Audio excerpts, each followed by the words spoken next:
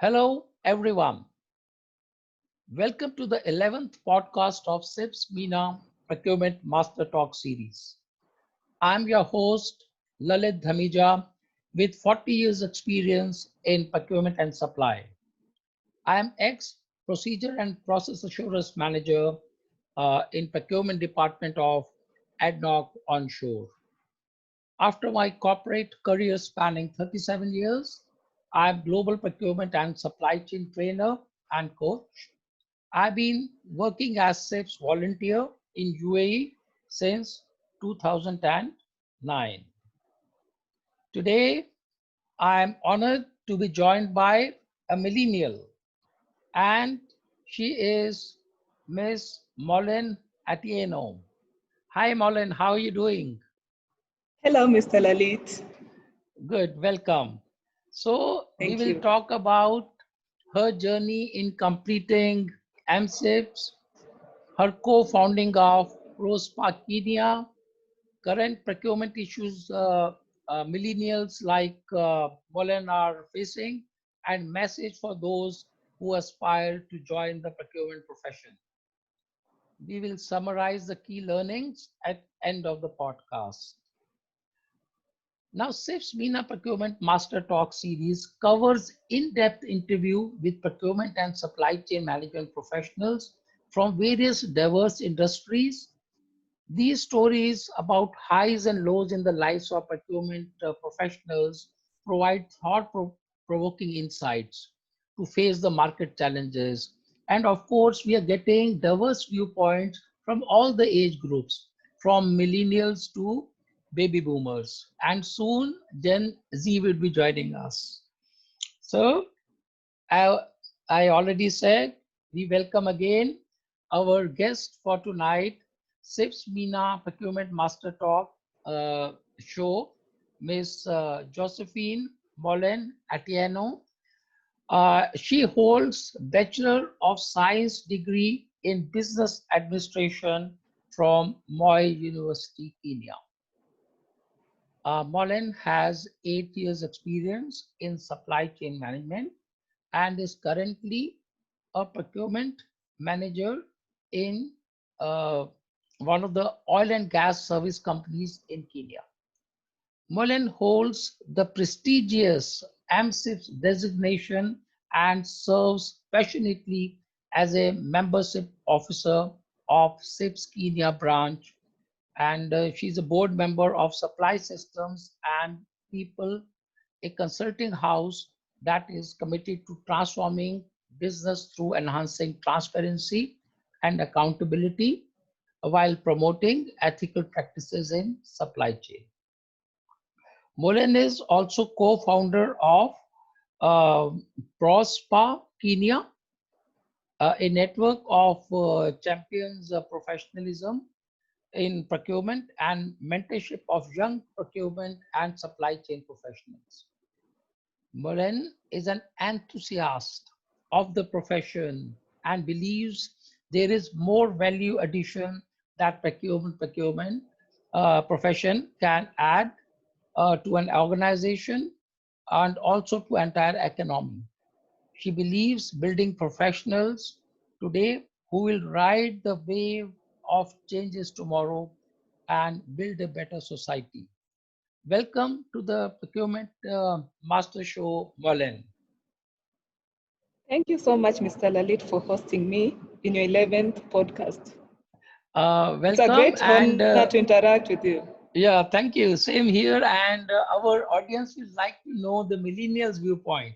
You are the first millennials in this CIPS MENA Master Procurement Talk series, and our audience will be eager to learn and to understand your viewpoint from the youngsters' viewpoint and how your journey has been so far. So we are looking forward to your storytelling. And to start with, Molen, tell us about your Huh? journey of completing MSIPS. I know so many students out there would be wanting to know this. Well, it started back in around 2016 Uh-huh. when I enrolled for my MSIPS course. all thanks to the CIPS Foundation for the scholarship. All right. I was the first lady to get the scholarship in Kenya, and I can proudly say that it has helped me a lot to reach out to people. Even more than 20 students from PROSPA got the same scholarship under my tutelage. Okay. So for me, it's like a big achievement, and I'm so proud of it. It is. Yes. So it started back in 2016, where I visited in Dubai, where we interacted with you for around 20 minutes. Yes. And it yeah, was I like, remember during the annual conference of CIPS in Dubai in 2016. yes. Yeah, I met African delegation, and young Mollen Atieno was one of them. Yeah. It was like a turnaround for me for the professionalism, where I got my motivation through the conference and interaction, networking with the high top people who are so experienced in supply chain. People like you, Lalit, Lax, we have Sarah Omer, and also this one, Mr. Hariharan Lakshminarayan. Yes, there's Mr. Hari. Yeah. Yeah, he's our main mentor at PROSPA-Kenya. Yes. So basically, I interacted with a lot of people who really helped me to do more in this profession. Right. I also managed to attend most of the conference around the globe. Places like Nigeria, where I got a privilege to attend one of their conference, which it was very good. I also interacted with people who were so passionate about the profession, people like Harrison, Sam, Stella. Yeah. Yes. And I was also one of the speakers at South Africa. It's a very big conference, a supply chain conference. In South Africa, I was one of the delegate main speakers, and I was talking about the professionalism. All right. So there is this thing in me that drives me more on this professionalism. I'm so passionate about supply chain professionalism to a point that I spread the news all over the world. I also managed to participate in most of the events, the House of Procurement in Kenya, which is so known by House of Bernard Procurement. Odote.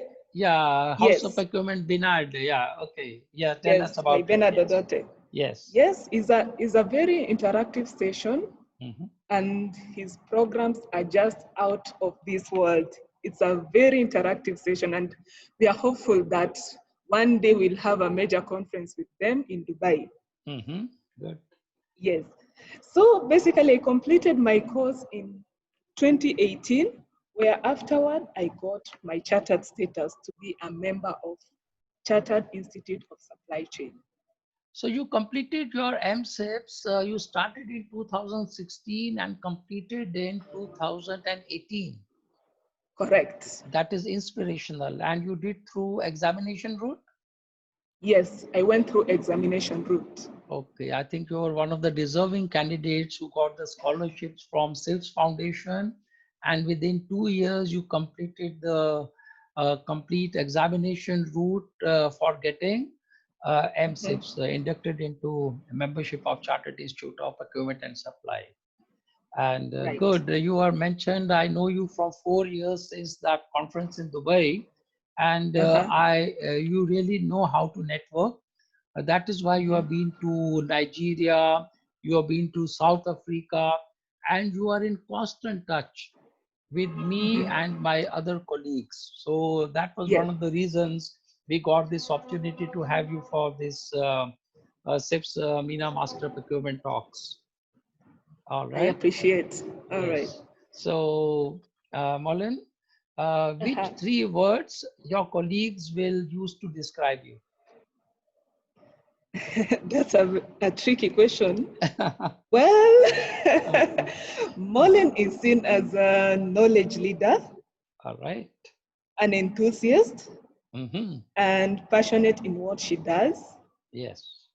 And she's always willing to assist when the needs arise. Yeah. and also as self-motivated and a go-getter. I really, So, yes, yeah. so my colleagues, Uh-huh. my colleagues normally say that I'm very optimistic, Uh-huh. and I see setbacks as opportunities to learn and grow. Yes. So there is always a creative solution to a problem, and I love searching for it.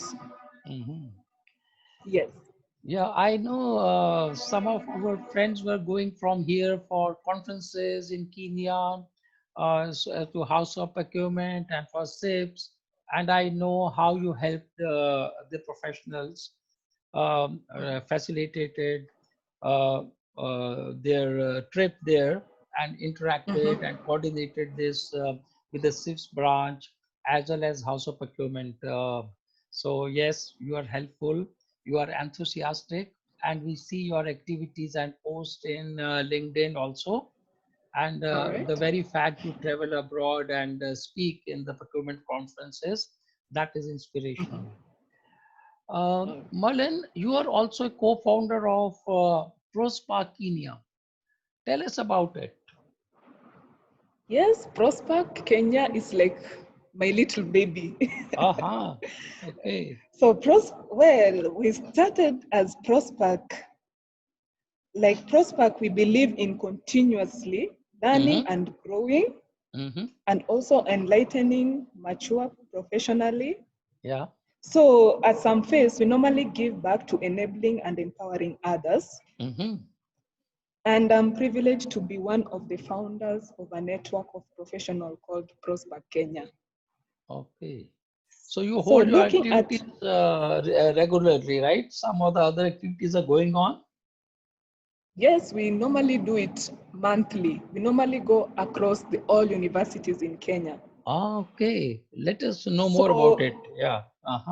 So looking at where we started as a professional exchanging views, we started with like 4 people. That was around late 2014. So we started like exchanging views about the profession. Yeah. And as we look back today, it's a very important and a big achievement as PROSPAC.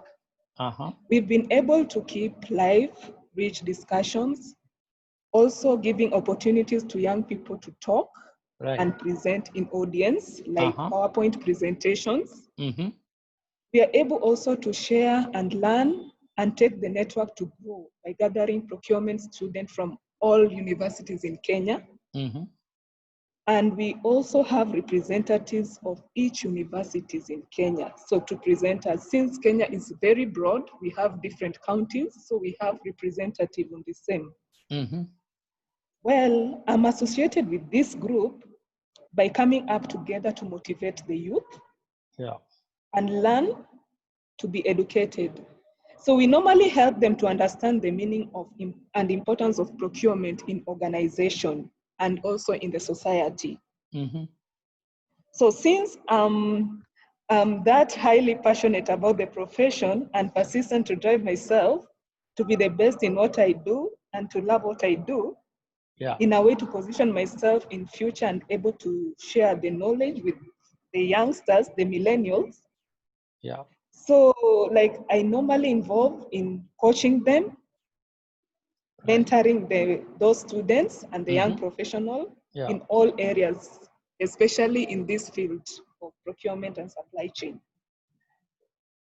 So basically through PROSPAC, through the PROSPAC, which is the Procurement Student and Professional Association of Kenya, we were able to get a prestigious award in South Africa. That was 2016. We were awarded by CIPS South Africa as one of the emerging overall winners in the category Best People of Development Initiative.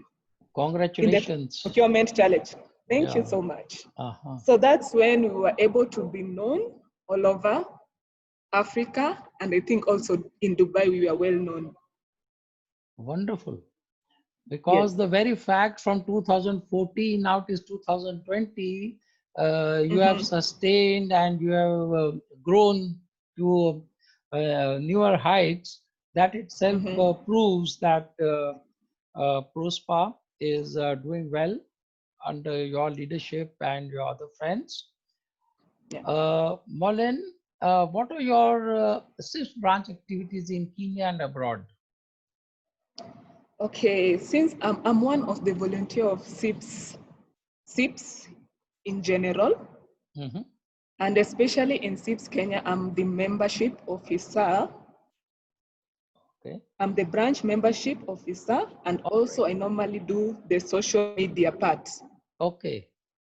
So I normally handle issues concerning the CIPS membership, how the students are facing when it comes to membership and the process on how to register to be a member, and also taking them through the journey from CIPS to the MCIPS. Good. So we normally advocate them to follow the journey. We also emphasize them on the ethical test, which most of them, they did not know more about it. All right. And also the CPD hours, which actually 50% of the CIPS members did not know on how to go about the CPD hours. Yes. So I've played part on that, and a lot of people have benefited out of it. I also help in updating the events on social media so that they should be able to know what is happening, right, and keep them on track on what we are doing as CIPS Kenya branch. Yes.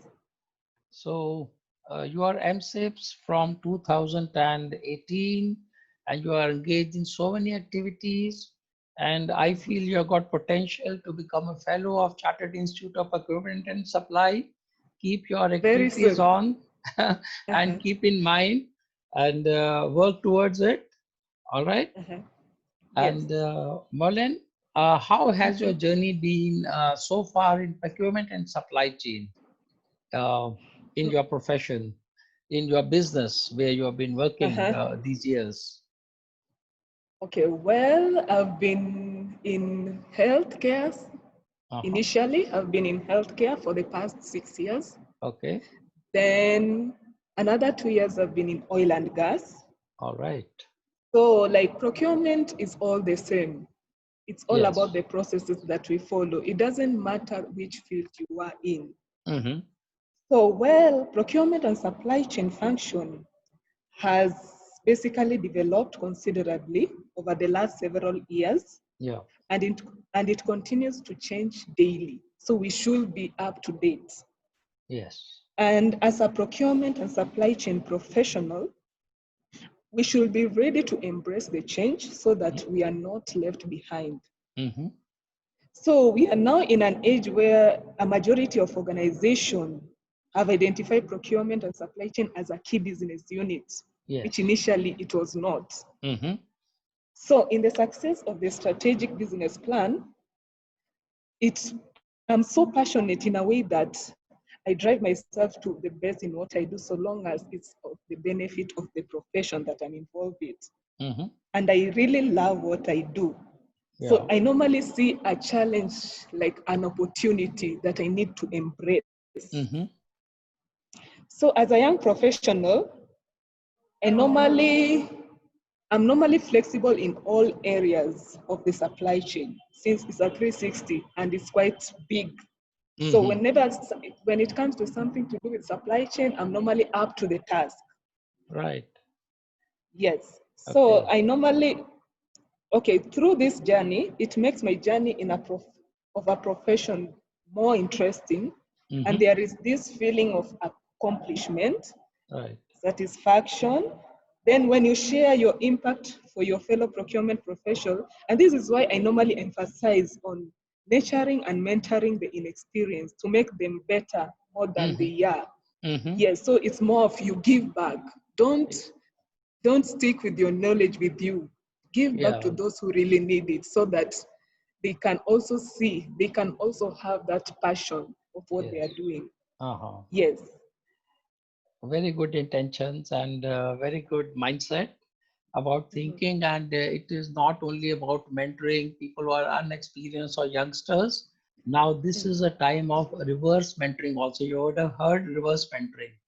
So myself, being in the profession from over 4 decades, I can say comfortably that on a daily basis I'm learning from youngsters like you, millennials, Gen Z. So it is both way, Yes, mentorship learning and is still, reverse mentoring. yeah, learning is a continuous process. Absolutely. Yes. And Mollen, what Uh-huh. changes did you observe while working during these pandemic times, coronavirus, in procurement? Okay. What changes did you observe? Coronavirus, COVID-19 has now become our new normal. Mm-hmm. So it's more we need to embrace it and learn to live by it. Yes.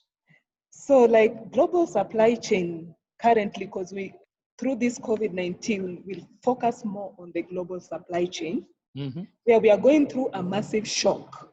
We are really going through a massive shock, Yeah. which is unusual and strike both ends, like the supply and demand. Mm-hmm. So both the buyers or the suppliers are facing this challenge in keeping goods and services to flow at this Right. time of the pandemic. Yes. So like the developing countries are carrying the direct consequences in supply chain breakdown, which is aggravated by the trade restriction. Mm-hmm. And as the COVID-19 situation changes daily, it's crucial for all parts to have visibility of the supply chain, Mm-hmm. also to share data and communicate effectively. Mm-hmm. So things like technology, which is accompanied by enabling policies, Yeah. can play a significant role in rebuilding the trade Mm-hmm. and supply chain system, and also making the supply chain more of a shock proof in the decades to come. Okay. So Mm-hmm. Yeah. the supply chains are now a global complex and is extremely interrelated. Mm-hmm. So basically, not just in terms of commodities, but also these simple supplies like the face mask, the PPEs. Yeah. Yeah, so things like I normally go with this saying where Lux normally keep on emphasizing, like you should always think global and act local. Mm-hmm. So it's still important to center you in either plan B or C. So you're able, if plan A doesn't work, you have another contingency plan, either B or C. Yeah. So which is around the proximity. So we can see a good opportunity for local supplier development Mm-hmm. where we can build a solid relationship with our suppliers. Right. And also some are moving up to the chain from tactical to strategic. Yes. And we are joined by the heap of after all, taking care of your people. You should take care of your own people within the organization. Mm-hmm. Think, okay, like the loyal teams will play a critical role in pulling your business out of the crisis, Mm-hmm. as it is a great opportunity for the supply chain team. Yes. And also it helps to demonstrate the value add, especially where now cash is the king. Yes. Yes. Yes, and also we can see the issues of cost cutting. Cost cutting, like improving on the cash flow to provide financial flexibility. Mm-hmm. We can look at things like lengthening payment terms to with our suppliers, that we can negotiate with our suppliers. Mm-hmm. Also postponing the capital purchases, Yeah. like engaging the suppliers to offer discounts on some stuff, Mm-hmm. or even discounting the low running SKUs. Okay. So basically, with this organization, we should add a list of critical supplier contracts, Mm-hmm. whereby for the emergency plan and even put some more key respondents onto retainer contracts. All right. Okay, we can also see that most of our outsourcing contracts are being drafted in such a way, disruption alone cannot be sufficient as a reason, Mm-hmm. Yeah. and we can able not to deliver on a contract. And now it's a high time we revise our contract. Okay, that's my suggestion. Because our initial contract cannot be the same with the current contract that we Mm-hmm. will be Mm-hmm. using. So it's high time we revise our contracts. So because of this pandemic we are facing right now, it's beyond our human reach. It's a force majeure. Yeah. So we can basically not control it. Right. And because of a lot of contracts are being terminated, both parties also should be conscious about rushing to invoke the contractual rights, which might even they can even land them in litigation. Yes. So that's basically my take. This is very good, quite comprehensive. We really covered a lot of ground and a lot of different aspects relating to terms and conditions and relating to supply relationship management and what should be the strategies of procurement. That was quite good coming from you. You are quite knowledgeable, and I feel the CIPS training and CIPS curriculum and certification really helps. It is very good to see youngsters having such a good, complete, whole-rounded knowledge about the profession and about different aspects of procurement. And Mollen, what do you feel will be the post-COVID-19 scenario in your opinion? You have covered quite a lot. In addition, if there is anything which you feel post-COVID-19 situation will look like in procurement? Okay. The world after COVID-19 is likely to return to a world that was. And the rise of digital behaviors, remote working, working from home, and also learning. Things like telemedicine and delivery services. Yeah. We can see also some structural changes that may also accelerate. Yes. Things like regionalizing in supply chain. So supply chain will be like in region, and we can also see a further explosion of cross-border data flows. And like remote work is likely to become more common. Let me know, Mollen, are you working remotely right now, or what is the structure you are following now while you work in your office or for your office? Is it remote working or how is it?